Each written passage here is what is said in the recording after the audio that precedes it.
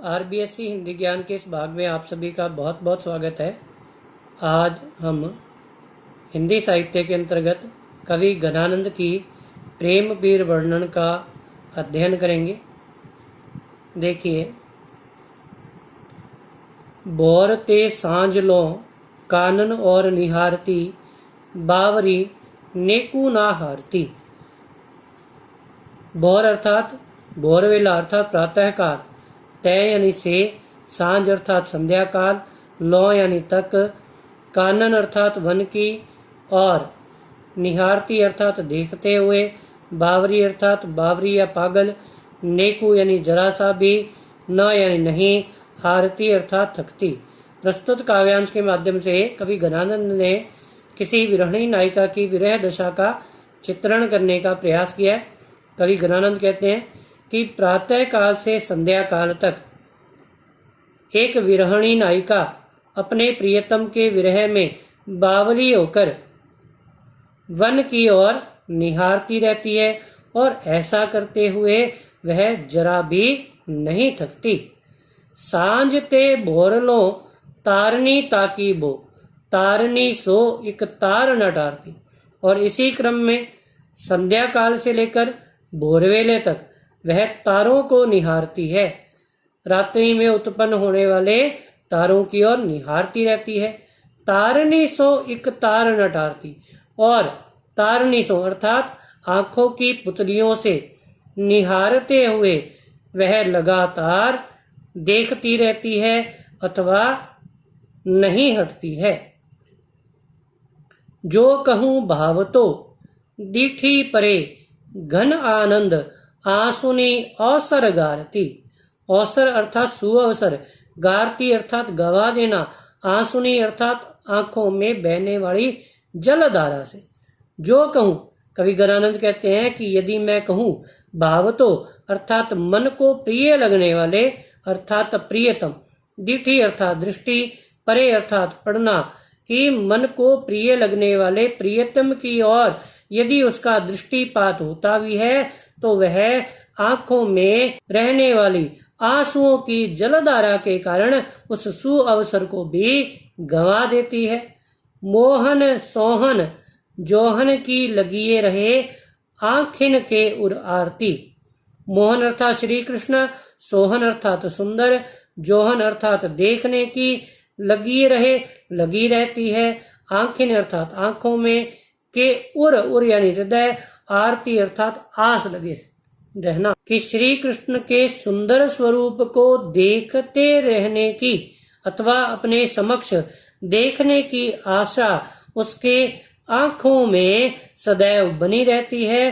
अर्थात वह प्रियतम के दर्शन न कर पाने के कारण संतुष्ट नहीं होती। देखिए, विशेष की बात करें तो तारणी शब्द 2 बार प्रयुक्त हुआ है। एक बार तो इसका अर्थ तारों की ओर निहारने के लिए है और दूसरी बार इसका अर्थ आंखों की पुतलियों से है। अतः यहाँ पर आपके यमक अलंकार का प्रयोग हुआ है। इसके साथ साथ अनुप्रास अलंकार की छटा भी काव्य में देखने को मिलती है। और कवि घनानंद की भाषा ब्रज भाषा है। देखिए अगली व्याख्या। गरल गुमान की गरावनी दशा को पान, करी करी घोष रैनी प्राण घट गोटी बो। देखिए, इसमें कवि घनानंद ने अपनी विरह दशा को चित्रित करने का प्रयास किया। गरल अर्थात विष, गुमान अर्थात अहंकार या घमंड, गरावनी अर्थात गला देने वाली, दशा अर्थात स्थिति, को पान अर्थात पीना, करी करी करते हुए, घोष रहने रात दिन रात, प्राण प्राणों को, घट अर्थात शरीर, गोटीबो अर्थात घोट कर रखना है। कवि घनानंद कहते हैं कि प्रेमी के हृदय को गला देने वाली अहंकार रूपी विष का पान निरंतर अर्थात दिन रात करते हुए अपने प्राणों को इस शरीर में घोट कर रखना है, अर्थात सदैव कष्ट देना है। हेत खेत धूरी चूरी चूरी, सांस पांव राखी, विष समुदेग बाण आगे उर ओटीबो। कवि गणानंद कहते हैं कि प्रेम रूपी रण क्षेत्र की धूल में सांसों के चूर चूर होने पर भी अपने पांवों को जमाए रखना है। विष समुदेग बाण आगे उर ओटीबो, और विष समुदेग बाण अर्थात प्रियतम की व्याकुलता रूपी विष में डूबे हुए बाणों को आगे उर ओटीबो अर्थात अपने हृदय में सामना करना है। ओटीबो अर्थात सामना करना। जान प्यारे जो ना मन आने तो घन आनंद, भूली तू ना सुमीरी परेखे चख चोटीबो। जान प्यारे अर्थात जान को प्रिय लगने वाले अर्थात प्रियतम, जो ना मन आने अर्थात मन के अनुसार आचरण ना करे, तो घन आनंद। कवि गणानंद कहते हैं कि जान को प्रिय लगने वाले अर्थात मन को प्रिय लगने वाले प्रियतम यदि मनोनुकूल आचरण ना करे तो हे गणानंद, भूली अर्थात भूल कर भी, तू यानी तुम, न यानी नहीं, सुमीरी अर्थात स्मरण करना, परेखे अर्थात पछतावा, चख अर्थात नेत्रों से, चोटी बो अर्थात चोट पहुंचाना। प्रियतम द्वारा नेत्रों से दी गई चोट को भूलकर भी तुम्हें स्मरण नहीं करना है और स्मरण करते हुए पछताना नहीं है। तिन्हे ये सिराती छाती तो ही वे लगती ताती, के अर्थात तुम्हारे प्रियतम द्वारा किया गया ये आचरण यदि उसके हृदय को शीतलता प्रदान करता है तो ही वे, और तुम्हें लगती ताती तुम्हें अत्यधिक कष्ट देता है तो इसमें तुम्हारे प्रियतम का कोई दोष नहीं है। तेरे बांटे आयो है अंगारिन पे लौटीबो, कि हे मेरे प्रियतम, हे गणानंद, तुम्हारे हिस्से में तो अंगारों पर लौटना ही आया है, अर्थात तुम्हें इस विरह रूपी दशा का पान ही करना है। देखिए विष समुदेग बाण, यहां पर आपके रूपक अलंकार का प्रयोग हुआ है। हेत खेत दूरी चूरी चूरी, सांस पांव राखी, अनुप्रास अलंकार, गरल गुमान, अनुप्रास अलंकार। देखिए अगली व्याख्या, भय अति निठुर मिटाए पहचानी डारी, याही दुख हमें जक लागी हाय हाय है। तुम तो निपट निर्दयी गई भूली सुधी, हमें सूल सेलनी सो क्यों हूं ना बुलाए है। देखिए इस काव्यांश के माध्यम से कवि गणानंद ने अपने प्रियतम की निष्ठुरता को चित्रित करने का प्रयास किया है। भय अर्थात हो गए, अति अर्थात अत्यधिक, निठुर अर्थात निष्ठुर, मिटाए अर्थात मिटा देना, पहचानी अर्थात पहचान, डारी अर्थात छोड़ना। कवि गणानंद कहते हैं कि हे मेरे प्रियतम सुजान, तुम तो अत्यधिक निष्ठुर हो गए, मिटाए पहचानी डारी, और तुमने तो हमारी पहचान को ही मिटा डाला। यही दुख हमें जक लागी हाय हाय है, कि तुम्हारे द्वारा किए गए इस आचरण के कारण अथवा दुखपूर्ण आचरण के कारण हमारा हृदय सदैव हाय हाय की चित्कार करता है। तुम तो निपट निर्दयी गई भूली सूधी, कि तुम तो एकदम निर्दयी हो गए। गई भूली सूधी, सूधी अर्थात सुध लेना, कि तुमने तो हमारी याद को ही बुला दिया। हमें सूल सेलनी सो क्यों हूं ना बुलाए है। सूल सेलनी, सूल अर्थात कांटे, सेलनी अर्थात चुभन, सो क्यों हूं ना बुलाए है, कि तुमने तो अपनी इस उपेक्षा के माध्यम से हमें कांटों की चुभन दी है, और हम भला इस उपेक्षा रूपी कांटों की चुभन को कैसे बुला सकते हैं। मीठे मीठे बोल बोली ठगी पहिले तो तब, अब जिए जारत कहो दो कौन न्याय है, कि पहले तो मीठे मीठे बोल बोलकर तुमने हमारे मन को ठग लिया अथवा हमारे मन को अपने वशीभूत कर लिया। अब जिए जारत, और अब अपने इस निष्ठुर व्यवहार से हमारे हृदय को जलाते हो। जारत अर्थात जलाना। कहो दो कौन न्याय है, कि अब तुम ही कहो इसमें भला कैसा न्याय है, अर्थात यह तो अन्याय है। सुनी है कि नाही यह प्रगट कहावती जू, काहू कल पाए है सु कैसे कल पाए है।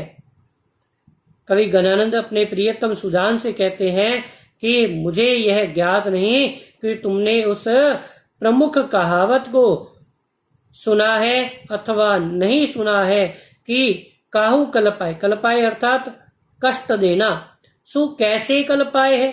यहाँ कल्पाए का अर्थ शांति, कि जो दूसरों को कष्ट देता है वह भला स्वयं शांति अथवा सुख कैसे प्राप्त कर सकता है। देखिए, कल्पाए शब्द 2 बार प्रयुक्त हुआ है और दोनों स्थानों पर भिन्न भिन्न अर्थ प्रयुक्त हुए हैं, इसलिए यहाँ यमक अलंकार प्रयोग किया गया है। देखिए अगली व्याख्या। नीत सुजान अनीत करो जिन, हा हा ना हुजिए मोही अमोही, दीठी को और कहूँ नहीं ठौर, फिरी दृग रावरे रूप की दोही। प्रस्तुत काव्यांश के माध्यम से कवि गणानंद ने अपने प्रियतम को निष्ठुर व्यवहार न करने के लिए कहा है। मीत सुजान, मीत अर्थात प्रियतम, सुजान अर्थात सुजान, अनीत अर्थात अन्याय, करो अर्थात करना, जिन अर्थात नहीं। कवि गणानंद अपने प्रियतम सुजान से कहते हैं कि हे मेरे प्रियतम सुजान, सुनो कि तुम इस प्रकार का अन्यायपूर्ण आचरण ना करो। हा हा ना हुजिए मोही अमोही, और अब मेरे प्रति इतने निष्ठुर मत बनो, अमोही अर्थात निष्ठुर होना, कि तुमने पहले तो अपने मीठे वचनों के माध्यम से मुझे अपने वशीभूत कर लिया, मेरे हृदय को चुरा लिया, परंतु अब अपने इस आचरण से निष्ठुरता का व्यवहार मत करो। दीठी को और कहूँ नहीं ठोर, दीठी अर्थात दृष्टि, ठौर अर्थात स्थान, फिरी दृग रावरे रूप की दोही, रावरे अर्थात आपके, दोही अर्थात दुहाई। कवि गणानंद कहते हैं कि मेरी दृष्टि को, मेरे नेत्रों को कहीं और स्थान नहीं है और वह केवल आपके रूप को ही निहारना चाहते हैं, अर्थात मैं यह दुहाई देता हूँ कि तुम मुझे अपने सुंदर स्वरूप के दर्शन दो। एक विश्वास की टेक गहे लगी, आस रहे बसी प्राण बटोही। प्राण अर्थात जीवात्मा या प्राण, बटोही अर्थात पथिक, बसी अर्थात बसना, विश्वास अर्थात विश्वास, टेक अर्थात सहारा। कवि गणानंद कहते हैं कि मेरे प्राण रूपी पथिक इसी विश्वास के साथ इस शरीर में अब तक बसे हुए हैं कि तुम उसके प्रति निष्ठुर व्यवहार नहीं करोगी अथवा उसे सहारा प्रदान करोगी। हो घन आनंद जीवन मूल दई, कित प्यासनी मारत मोही।